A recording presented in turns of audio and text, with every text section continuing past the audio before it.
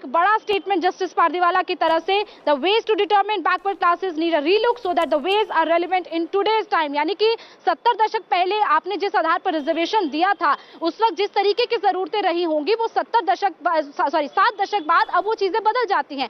70 सालों बाद अब चीजें अलग हो गई है। आज के वक्त में शायद एक व्यक्ति अगर उस वक्त कम कमाता होगा, लेकिन अब उसकी आर्थिक इनकम अगर बढ़ गई है, तो अब उस पूरे जिस आधार पर वो रिजर्वेशन दिया जाता था, अब उसको रीलुक करने की जरूरत है। अब उसको दोबारा से रिव्यू किया जाना चाहिए। ये जस्टिस पारदीवाला की तरफ से एक बड़ा स्टेटमेंट सुप्रीम कोर्ट में उनकी तरफ से बड़ा ऑब्जर्वेशन दिया गया, और इसीलिए उन्होंने कहा कि रिजर्वेशन जो है वो इंडेफिनेट टाइम के लिए कंटिन्यू नहीं होना चाहिए, ताकि ये किसी के लिए वेस्टेड इंटरेस्ट ना बन पाए। अब जस्टिस रविंद्र भट्ट की बात करते हैं, तो जस्टिस रविंद्र भट्ट जिन्होंने ईडब्ल्यूएस रिजर्वेशन के खिलाफ फैसला सुनाया, तो उनका सबसे मुख्य पॉइंट यही था कि जिन लोगों को पहले से रिजर्वेशन मिल रहा है, उन लोगों को किसी सोच के आधार पर दिया गया, यानी कि एक स्ट्रक्चर बनाया गया था, उसी के आधार पर रिजर्वेशन दिया गया है। उसमें अगर आप और कैटेगरी को रिजर्वेशन दे देते हैं, आप अगर और 10% रिजर्वेशन उसमें बढ़ा देते हैं कुल रिजर्वेशन में, तो उन लोगों, तो ये पूरा जो बेसिक स्ट्रक्चर है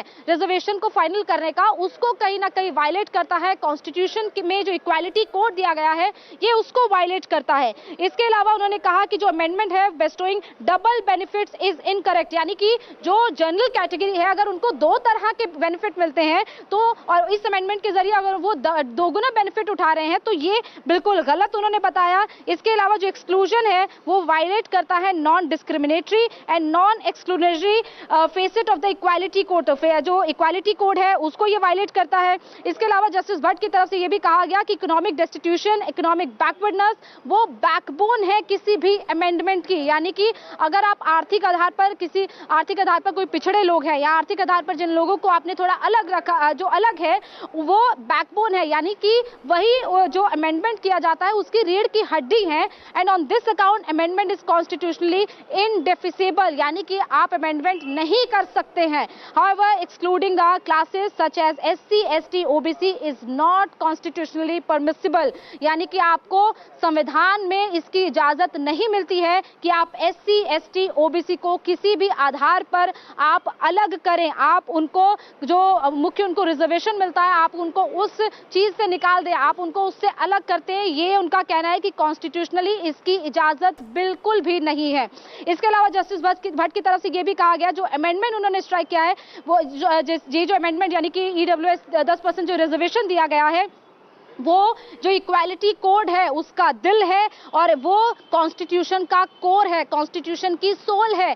इसीलिए ये ईडब्ल्यूएस रिजर्वेशन नहीं होना चाहिए, ये जस्टिस रविंद्र भट्ट की तरफ से कहा गया। इसके अलावा उन्होंने सिन्हो कमीशन का हवाला दिया, जिसमें उन्होंने ये कहा कि जिसको इसलिए सेटअप किया गया था, ये डिटरमिन करने के लिए कि इकोनॉमिकल बैकवर्डनेस है, और ये बेसिस था सेंसस ऑफ 2001, यानी कि 2001 में जब सिन्हो कमीशन सेटअप किया गया था, तो वो इसलिए सेटअप किया गया था ताकि जो इकोनॉमिकली रूप से बैकवर्ड लोग हैं उनको अलग किया, उनको देखा जा सके कि आखिर कौन-कौन ऐसे लोग हैं जो इकोनॉमिकल रूप से बैकवर्ड है।